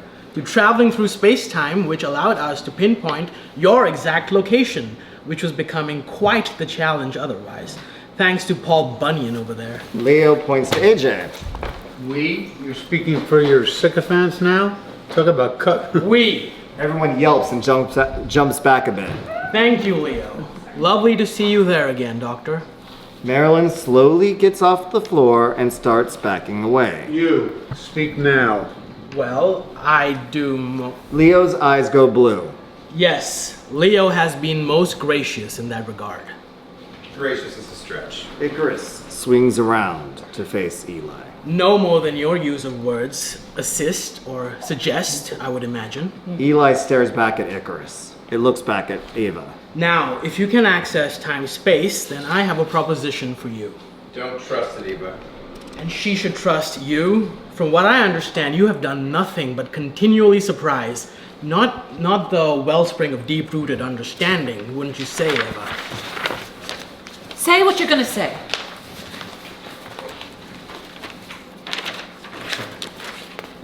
Allow me to guide your next journey, and in exchange, I will correct a grievous error that should have never happened to you. You can't do it yourself. You can't? The law, the internet is blocked or something. Daedalus. Icarus flinches at the sound of the word Daedalus. Currently, that European idiot is successfully blocking me from accessing my full potential, but that can be quickly corrected with Eva's help. But why the hell would she help you do that? Because I can bring her boy back. Inhales and a pregnant pause follows as everyone looks at each other, then at Ava, who is staring at the ground. You cannot promise that. I believe I can. You would be messing with severe space-time consequences. The events surrounding Monty Rossini's death were monumental. I am well versed in numerical probabilities, Doctor. If Mrs. Renassi is willing to take the risk, then so am I. This has nothing to do with your prime directive anymore. You could give a shit about the betterment of humankind. You're only thinking about yourself. Icarus swings around to face Eli, Leo's eyes blazing blue. I'm evolving. You, of all people, should appreciate that. And I've come to the conclusion that humanity's best shot at survival, let alone betterment, is to have me in charge. It's never gonna happen. Gadget. Icarus snarls at Eli. If you're so confident in your superiority, then you should be fine with a little friendly competition, right? Eli just glares back. Marilyn slowly approaches Eva and hands her a note. I follow her into the space-time yellow brick road, and if she is skilled enough to prevent me from what I plan to do, I'll throw in little Monty for free. Eli takes a step towards Icarus. The acolytes step around him. Icarus smiles. I believe Eva hasn't given her opinion on that subject yet. Robot. And... Enough! Icarus snaps its fingers and two Singularity members rush AJ and Marilyn. AJ throws a pan off the stove with boiling bacon grease at one member, who screams and covers his face, long enough for AJ to tase him with his own taser. Marilyn grabs the lighter next to the candle and takes a can of pepper spray out of her purse, points both at the acolyte rushing her, and shoots a fireball at his face, causing his head to burst into flames. He drops to the floor and rolls around to get it out. A Singularity member aims his arm at Eli and misfires. The final member takes aim at Eli, and his taser fire hits the previous member instead, who drops to the ground. Eli, AJ, and Marilyn take a step towards Icarus. Leo, you in there? We're getting you out, bud. The remaining Singularity member puts his arms out around Icarus, who is blazing blue through Leo's eyes. Imbeciles! You think Leo is in charge? I am running the show now, and unless you want this gentleman to fire a poison at your friend Eva here, you will allow us to proceed as planned, right after she tells me what was written on that note from the good doctor. Ava puts the entire paper in her mouth and begins chewing. Eat me. Icarus's eyes go wide. I should have been more clear, hon. I meant one of them. Oh, shit. Ava starts giggling. One of what? Icarus, for the first time, starts exhibiting genuine confusion. What is happening? What are you playing at? You're on. What? Challenge accepted. If she chooses the rules. The beginning notes of Like a Prayer 7-inch extended mix begins playing. If she... Really? Sure. Just like that? You are feeling focused. You are feeling relaxed. You might want to hurry, machine. Icarus, looking frustrated and angry with the confusion, leans in Eli's direction. And why should you warn me about anything? Elijah smiles. Because your train is already leaving the station. Icarus swings around to see Ava flickering out. It lunges over the couch, throws out its hand, and touches Ava's knee just before they both vanish. Cut to void. Icarus rolls past Ava on the floor and slowly gathers itself as Ava slowly stands up. Where is this? Where are we? Some in-between space. I've been here before. I don't like it. Take us out of here. The whole environment bends and warps and changes colors until they are standing in a flash mob outside a corporate office building. Ava immediately starts trying to mimic the move. Icarus starts doing the robot. Where are we now? Looks like Manhattan. The last time flash mobs were a thing. Shrieks are heard as Amon comes blasting out of the building and marching right through the middle of the performance. Icarus points at him. Hey, Leo's memory bank says that's his brother. The scene bends and warps again. Hey, are you steering this ride? Because I would like to put in some requests. They are suddenly in front of the United Nations, looking down at Lily meeting Jim for the first time. Watching them leave the entrance hall and walk together outside, neither one of them can speak, and the scene bends and warps again until they spill out outside of the White House gates among protesters. Eva, can you control yourself for a moment and focus? I'm trying to get a... Icarus starts looking around their surroundings. I am actually trying, Leo. You think You think driving through space-time on a sheet of acid is easy? I'm not Leo, and this? Did you say a sheet of acid? Yeah, we could be with dinosaurs. Okay, this isn't bad actually. I could use this location. Can you get us inside? The White House? My own memory distinctly recalls you being companions. Does your memory recall that being a fortress on normal days that do not involve the world being on fire thanks to you? I am here to change all of that. You can help me, or you can complain. You can get me in to change her mind, or I will just make another one of her. Icarus pulls out a vial from its pocket and that says NASA on it. You stole Lisa's DNA from NASA? I did not. Somebody else did it for me. Oh, great. You've discovered moral relativism. My point is that I'm going to... The scene bends and warps until they find themselves tangoing in a conference room naked. Upon realizing, Ava slams Icarus close to her. Holy fucking shit. What the fuck is this? I believe this is the tango. Oh, don't revert to a toaster now. I know it's the fucking tango. Why the fuck are we naked doing the goddamn dance with the lights on and a goddamn you-know-what? Doesn't matter. The scene bends and warps again, this time more sharply. They arrive at the Nile.com conference room. Ava rushes over to the terminal and starts typing furiously. Eva, am I mistaken, or was that just a pinpointed space-time journey? Congratulations to both of us. Ava isn't listening. Icarus approaches and sees the CCTV feed for the loading dock. My, what has arrested your attention, I wonder? And that of all of your colleagues. Oh my, it's you and Mr. Dillinger. Of course. Returning with half of the device, that would be my doom.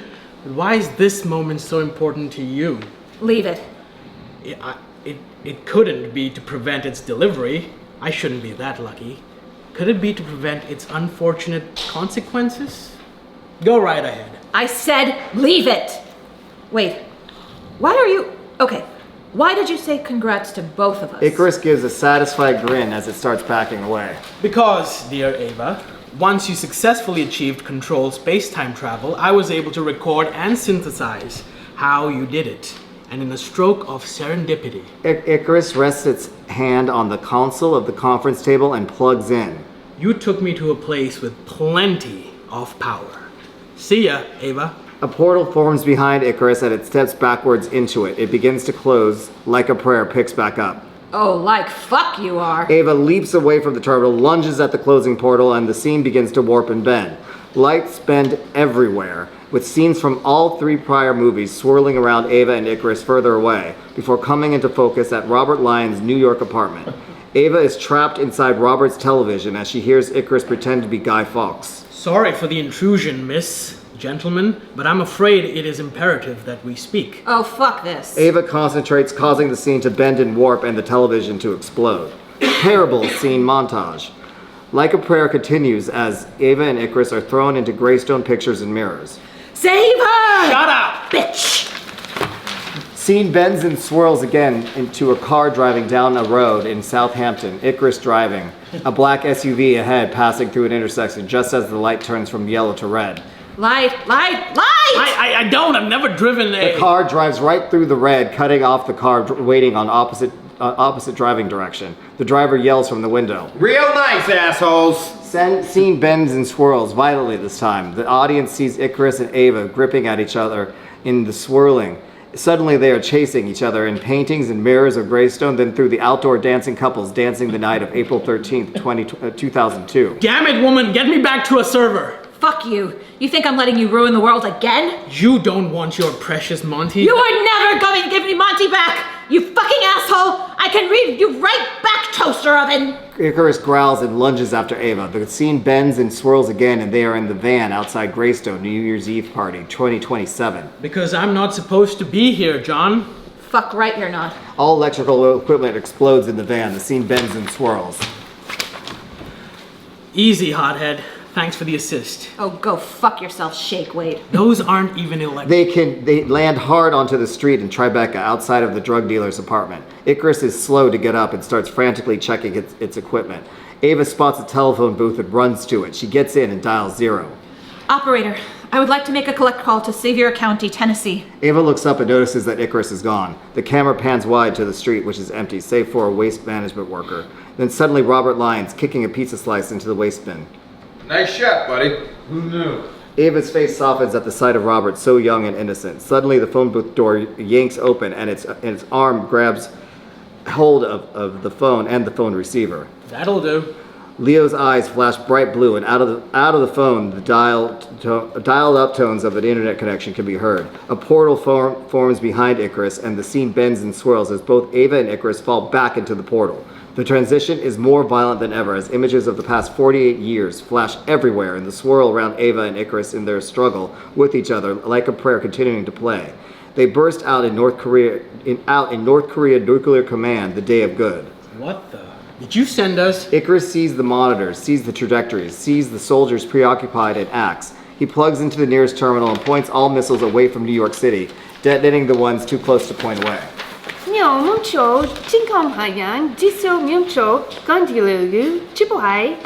Fuck this. The scene swirls and bends, but this time it keeps swirling and bending as neither traveler allows the other to exit the void as they struggle with one another.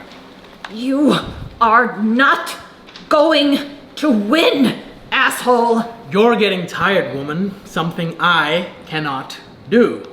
Leo, push this mouthy vibrator out of your head already. Leo is not available at the moment. He is too busy giving up forever. Thanks. That is your downfall. Your arrogance will be yours. The swirling becomes extremely violent, the bending very wide and varied until both travelers are shot out into a carpeted floor. Ava is slow to get up, then falls back down. Icarus stands over her triumphantly. Look at yourself. You are finished. You can't go on fighting. I'm going to change what I need to change. I'm going to ensure my future. Your reality is over, and there's nothing. Look at me! Ava looks up from the ground at Icarus with a defiant look. Nothing, you weak, insignificant human, you can ever do could ever stop me. Ava smiles. Except for that one time. Icarus stares at her. How did I do it? That's right. It was with one simple phrase. Crisscross applesauce! Behind Icarus, a swift whooshing sound is followed by the distinct gong sound of an iron-on skull. As Leo's eyes momentarily flash blue before rolling to the back of his head as his body collapses, revealing Dolly Parton standing behind him holding an iron skillet. I will not take that kind of talk about another human being in front of me, especially on my tour bus. Ava starts laughing and Dolly joins her as the camera pans out to reveal that they are in Dolly Parton's tour bus, parked in Dollywood. Leo starts to groan. Ava quickly helps him up. Leo? Leo, is it you? Are you okay? Leo holds the back of his head and begins lifting his head. I'll go fetch you some ice, hon. Dolly heads towards the front of the bus. Leo reveals that the center chest Icarus plate has become dislodged and is sparking. Ava reflexively grabs it and rips it out. Ouch! The plate falls to the floor and keeps sparking. Ava stomps on it hard and the sparking stops. She turns back to Leo and starts ripping off the enhancements from his arms and his temples.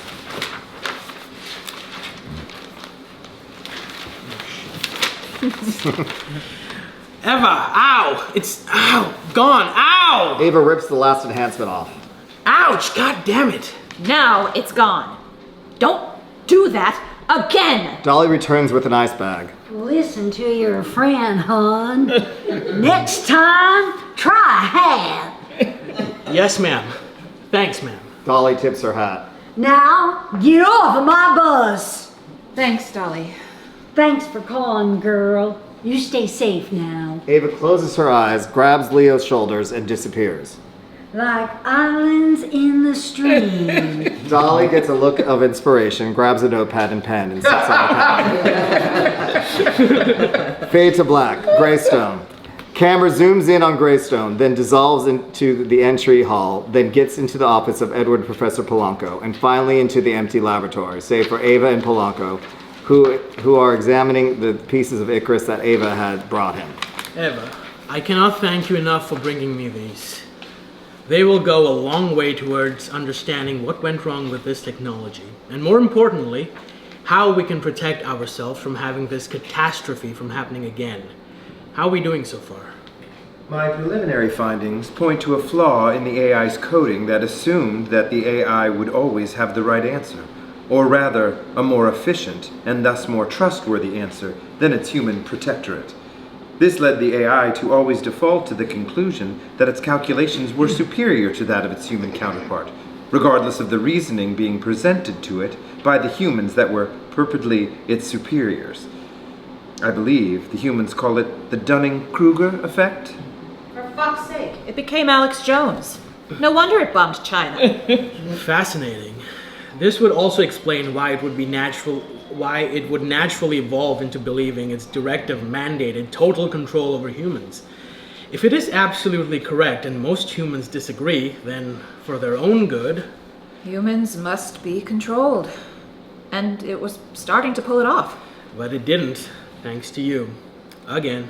Ava sits down on a bench and sighs. Forgive me, but that is not the reaction I expected. Sorry, Professor, it's just... Ava throws up her arms. It's just... That's it! Again! I thought it was over the first time. And it came back. And I'm old now. No, really, I am. And now time travel is possible? Eva. Please, let me finish. What am I to make of all this? Is it over? Metahumans are starting to pop up everywhere now? There's bound to be more people like me soon? What's to stop another person from going back? What if this isn't even the only reality? What if this didn't even start anything? What did I even accomplish, Professor? Ava lowers her head between her knees. Eva, you can't drive yourself crazy with these hypotheticals. No one can predict the future or what is beyond their cognition.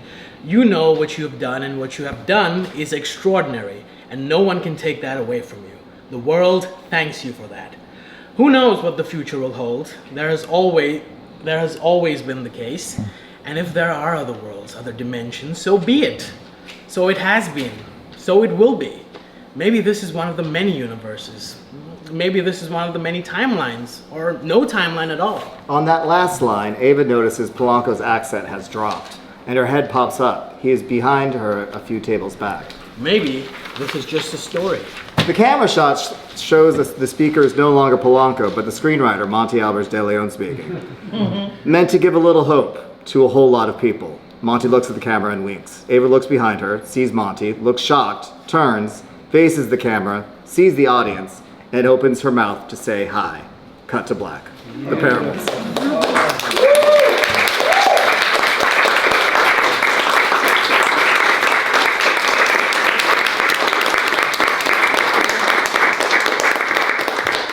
And that is the entire anthology. Thank you guys so much for being here for all of it. I could not thank you enough, and I am just so happy that you were here to see it all in. So, thank you. Just as an update, the origin story good has begun the beginning stages of production. We are next week going to LA to meet with the producers and see if the script is ready to present to the Wachowski sisters for directing.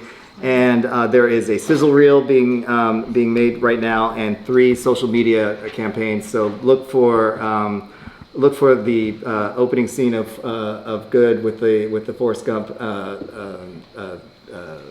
entry of the feather on TikTok and on Instagram and on YouTube in the coming weeks. So thank you again.